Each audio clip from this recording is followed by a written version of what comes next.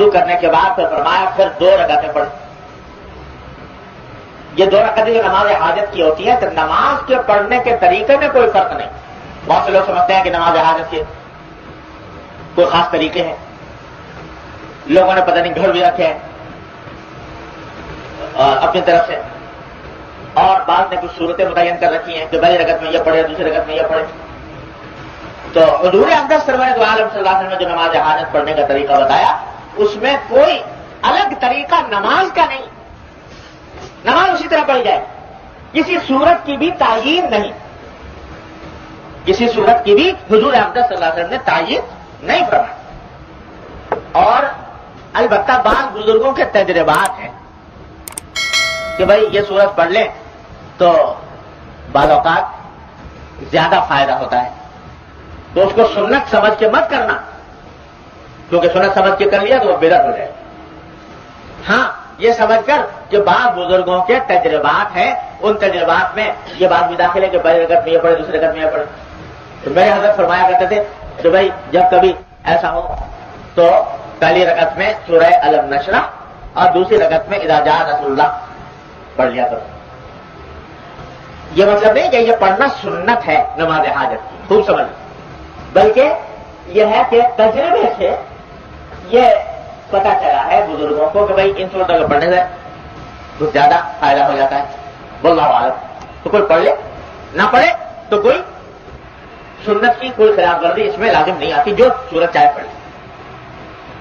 تو نماز کا کوئی خاص طریقہ نہیں, نماز اسی طرح جیسے عام نماز پڑھ, بس دل میں شروع میں نیت ہے یہ کہ میں یہ نماز حاجت کے طور پر پڑھ رہا ہوں. یہاں یہ بھی عرض کر دوں کہ آج کل لوگوں میں مشہور ہی ہو گیا ہے کہ ہر نماز کی نیت کے کچھ الگ الفاظ ہوتے ہیں, اور جب تک کہ وہ الفاظ نہ کہے جائیں اس وقت تک نماز نہیں ہوتی. چنانچہ ہر وقت ہر آدمی پوچھتا رہتا ہے کہ فلاں نماز کی کیسے نیت ہوتی ہے, فلاں نماز کی کیسے نیت ہوتی ہے. لوگوں نے وہ الفاظ باقاعدہ نماز کا حصہ بنا رکھے. ایک لمبی چوڑی عبارت ہر ایک آدمی نماز سے پہلے پڑھتا ہے کہ نہیں, مجھے تو یاد بھی نہیں کیا ہوتی کہ نیت کرتا ہوں میں 2 رکعت نماز کی پیچھے اس امام کے واسطے اللہ تعالیٰ سے وہ میرا کعبہ شریف کی طرف الاخری لمبی چوڑی یہ بنا رکھی ہے. خوب سمجھ لو کہ نیت یہ الفاظ نہیں ہے, نیت تو دل کا نام ہے, دل کے ارادے کا نام. جب دل میں ارادہ کر لیا کہ میں ظہر کی نماز پڑھنے جا رہا ہوں, نیت ہو گئی. میں نماز جنازہ پڑھنے جا رہا ہوں, نیت ہو گئی. میں نماز عید پڑھنے جا رہا ہوں, نیت ہو گئی. میں نماز حاجت پڑھنے جا رہا ہوں, دل میں نیت ہے, ہو گئی. اب یہ الفاظ زبان سے کہنا نہ ضروری ہے, نہ واجب ہے, نہ سنت ہے, نہ مستحب ہے, زیادہ سے زیادہ جائز ہے, بس اس سے زیادہ کچھ نہیں.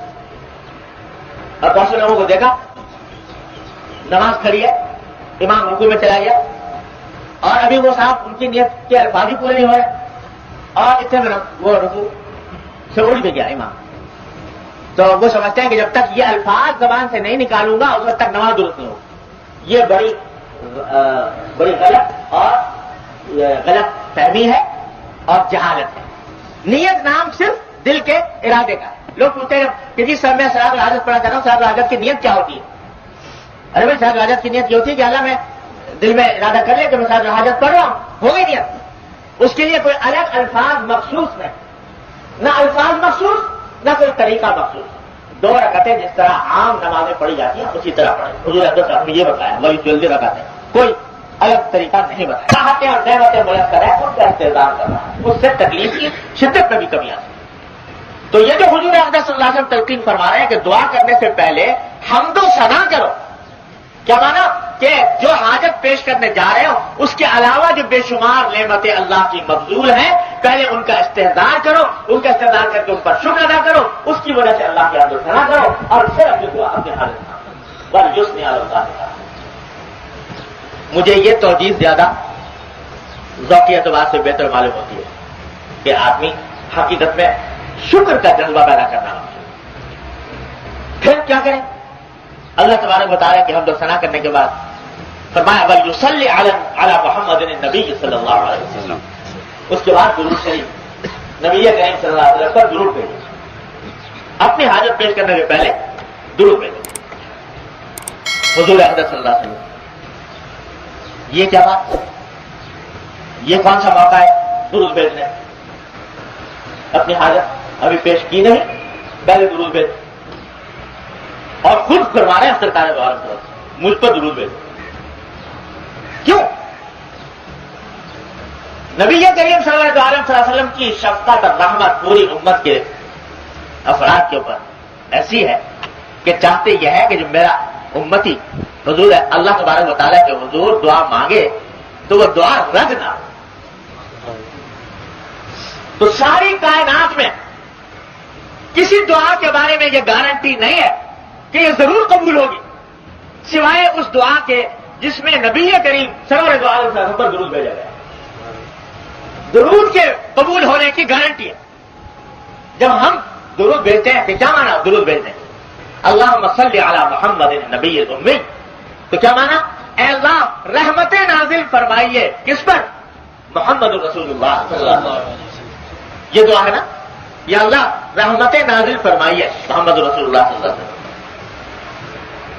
یہ ایسی دعا ہے کہ اس کے رد ہونے کا کوئی امکان نہیں. اس کی قبولیت کا وعدہ ہے، اس کی قبولیت کی گارنٹی ہے، یہ ضرور قبول ہو. بلکہ جب ہم کہتے ہیں اللہ حضور پر رحمت نازل فرمائیے، ارے رحمت نازل ہے ہی ہے، پہلے سے ہے اور مزید ہونی ہے، یقینی طور پر ہونی. تو حضور کا فرما رہے ہیں کہ میرے اوپر درود بھیجو. تو حضور اقدس صلی اللہ علیہ وسلم کو درحقیقت ہماری درود کی حاجت نہیں، وہ رحمت تو پہلے سے ان کو حاصل ہے آپ کو، اور ہماری دعا اور ہماری خواہش یا تمنا کا اس میں کوئی دخل نہیں. لیکن حضور چاہتے ہیں کہ یہ اپنی مراد مانگنے سے پہلے مجھ پر درود بھیج دے تو اللہ تعالیٰ اسے ضرور قبول فرمائیں. جب اسے قبول فرمائیں گے تو ان کی رحمت سے یہ بعید ہے کہ ایک دعا تو قبول فرما لے دوسری کو رد کر، جو ساتھ جائے گی وہ بھی انشاءاللہ قبول ہوگی. تو درود کے بھیجنے کے نتیجے میں بعد میں کی جانے والی دعا کی قبولیت کی امید ہے زیادہ، کہ وہ تو قبول ہونی ہے، یہ بھی ساتھ لگ کر اللہ کی رحمت سے امید ہے قبول ہو جائے. ایک وجہ یہ، اور دوسری وجہ میرے حضرت بیان فرما حضرت ڈاکٹر صاحب صلی اللہ تعالیٰ وہ فرماتے تھے کہ دیکھو، یعنی وہ ذوق کی بات فرمایا کرتے کہ میرے ذوق کی بات یہ ہے کہ حضور نبی کریم سرور دو عالم صلی اللہ علیہ وسلم کا عمر بھر کا معمول یہ تھا کہ جب کوئی شخص آپ کی خدمت میں کوئی ہدیہ لے کر آتا تو آپ اس ہدیے کا کچھ نہ کچھ بدلہ ضرور دیں. ایک آدمی کو ہدیہ لے کر آیا، کسی مناسب طریقے سے آپ اس کو دوسرا ہدیہ دے دیا کریں. ہدیے کی مکافات پر کوئی بھی ہدیہ لے کر جائے اس کی مکافات پر حضور اقدس صلی اللہ علیہ وسلم کی یہ سنت. تو حضرت فرماتے ہیں کہ یہ درود شریف کیا ہے؟ یہ ایک ہدیہ نبی کریم صلی اللہ علیہ وسلم کی خدمت. اور حدیث شریف میں صراحت ہے کہ جب کوئی مجھ پر دور ہو مجھ سے، یعنی روضہ اقدس سے، اور وہاں سے میرے اوپر درود بھیجے تو وہ درود مجھ کو پہنچایا جاتا ہے. حدیث کے الفاظ یہ ہیں کہ جو میری قبر پر آ کر سلام بھیجے، سلام کرے تو میں خود سنتا ہوں، اور اگر کوئی دور سے درود بھیجے تو مجھے وہ درود پہنچایا جاتا ہے. فرشتے وہ درود مجھے پہنچاتا ہے. کیا پہنچا؟ ایک امتی کا تحفہ، ایک امتی کا ہدیہ نبی کریم صلی اللہ علیہ وسلم کی خدمت. تو ہمارے حضرت فرماتے تھے کہ ارے بھائی دنیا میں جب حضور کی سنت یہ تھی کہ کوئی ہدیہ لے کر آتا تو اس کی مکافات فرماتے تھے، اس کے بدلے میں کوئی اور ہدیہ آتا فرماتے تھے. تو امید یہ ہے کہ جب عالم برزخ میں حضور اقدس صلی اللہ علیہ وسلم کی خدمت میں اس امتی کا یہ ہدیہ پہنچے گا تو آپ اس ہدیے کی بھی بدلہ عطا فرمائیں گے. اور وہ بدلہ کیا ہوگا کہ یا اللہ یہ میرا امتی ہے جس نے میرے لیے تحفہ بھیجا ہے، میرے لیے دعا کی ہے، اے اللہ میں اس کے لیے دعا کرتا ہوں کہ اس کی مراد پوری کر. تو جب درود بھیجے گا اور اس کے بعد دعا کرے گا تو اللہ حضور اقدس صلی اللہ علیہ وسلم کی شان سے کہ مناسب یہ بات معلوم ہوتی ہے کہ آپ وہاں پر دعا فرمائیں گے اس کی قبولیت. اس لیے اور زیادہ قبولیت کی امید ہو جائے. تو پہلے حمد و ثنا کرو اللہ کی، پھر درود بھیجو نبی کریم صلی اللہ علیہ وسلم، اور پھر کچھ الفاظ خود تلقین فرما دیجیے. جو پہلے یہ الفاظ کیا؟ لا الہ الا اللہ الحلیم الکریم، لا الہ الا اللہ الحلیم الکریم، سبحان اللہ رب العرش العظیم. لا الہ الا اللہ الحلیم الکریم. اللہ ہی جانتا ہے اللہ تبارک و تعالیٰ کے اسماء الحسنی کے اندر کیا انوار اور کیا ان کے اندر خواص پوشیدہ ہیں، اللہ ہی بہتر جانتا ہے. اور یہ اللہ کے رسول صلی اللہ علیہ وسلم بہتر جانتے ہیں ہم آپ اس کی تہ تک کہاں پہنچ سکتے ہیں. ان اسماء حسنی میں بذات خود اللہ تبارک و تعالیٰ نے خاصیتیں رکھی ہیں، اور اسی وجہ سے جب حضور اقدس صلی اللہ علیہ وسلم یہ فرمائیں کہ بھائی یہ کلمات کہو، ان اسماء الحسنی کا ذکر کرو، تو اس کے پیچھے ضرور کوئی راز ہوتا ہے. لہذا خاص طور سے وہ کلمات ہی کہنے چاہیے تاکہ وہ مقصد حاصل ہو. لا الہ الا اللہ الحلیم الکریم. اللہ کے سوا کوئی معبود نہیں، وہ اللہ جو حلیم ہے اور کریم ہے. حلیم بھی اللہ تعالیٰ کی صفات میں سے ہے، حلم، اور کریم ہے، کرم اللہ تعالیٰ کی صفات میں سے ہے. ان دو صفتوں کا خاص طور پر اس لیے بظاہر اللہ عالم ذکر کیا گیا کہ بندہ پہلے ہی مرحلے پر یہ اعتراف کرے کہ یا اللہ میں اس قابل تو ہوں نہیں کہ آپ میری دعا قبول کریں. اپنی ذات کے لحاظ سے میں اس لائق نہیں ہوں کہ آپ کی بارگاہ میں کوئی درخواست پیش کر سکوں، اس واسطے کہ میرے گناہ اتنے، میری خطائیں اتنی، میری بدعمالیاں اتنی کہ وہ آپ کے حضور درخواست پیش کرنے کی لیاقت مجھ میں نہیں. لیکن آپ کیونکہ حلیم ہیں، حلیم، حلم، بردباری آپ کی صفت ہے، اور اس کی وجہ سے آپ کتنا ہی کوئی خطا کار ہو، اس خطا کار کے خطاؤں سے آپ جذبات میں آ کر کوئی فیصلہ نہیں فرماتے بلکہ اپنے صفت حلم کے تحت فیصلہ فرماتے.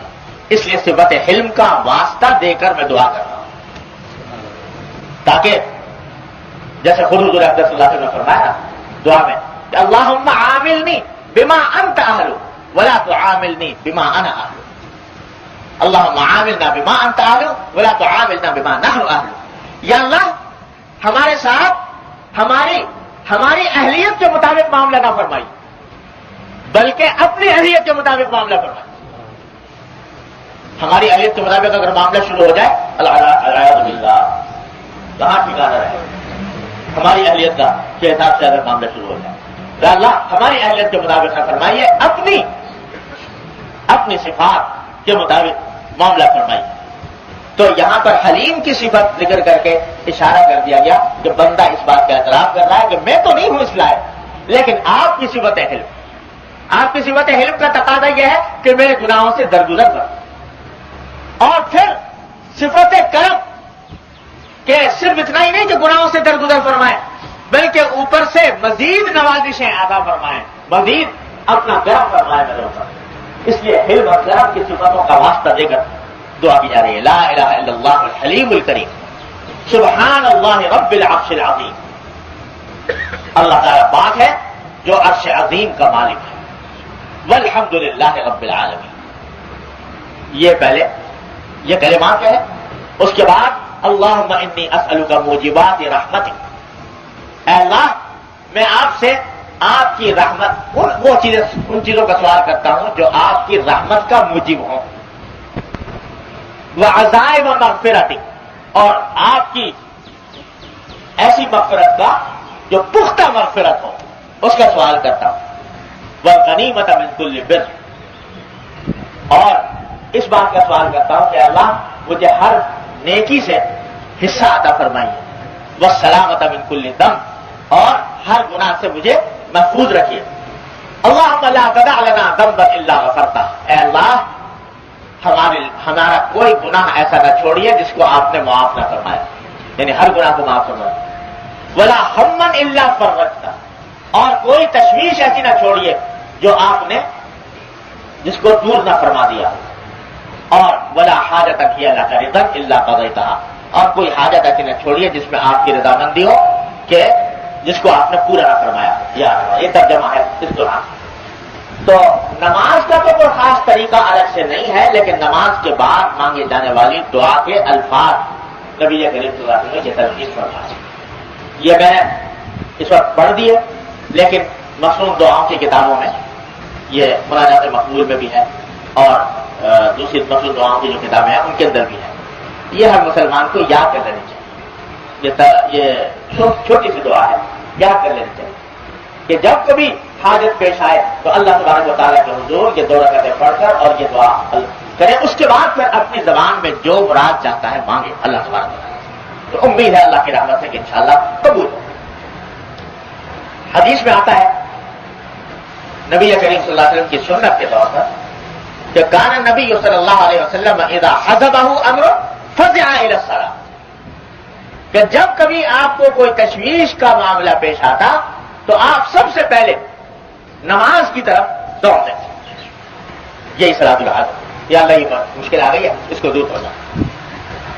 تو یہ ایک مسلمان کا کام یہ ہے کہ صلاۃ الحاجہ کی کثرت اپنے مقاصد کے. اور اگر کوئی ایسا موقع ہے کہ جس میں اتنی مہلت نہیں کہ آدمی یہ سارے کام کر سکے، وضو کرے اور پھر 2 رکعتیں پڑھے اور یہ دعا پڑھے، جلدی کے مقاصد ہوتے ہیں باہر، تو اس صورت میں بغیر ان 2 رکعتوں کے بھی اللہ تبارک و تعالیٰ سے یہی الفاظ انہی الفاظ کے ساتھ مانگیں، اور یا اپنے الفاظ کے اندر مانگیں، لیکن اپنی ہر حاجت اللہ جل جلالہ کی بارگاہ میں پیش کریں.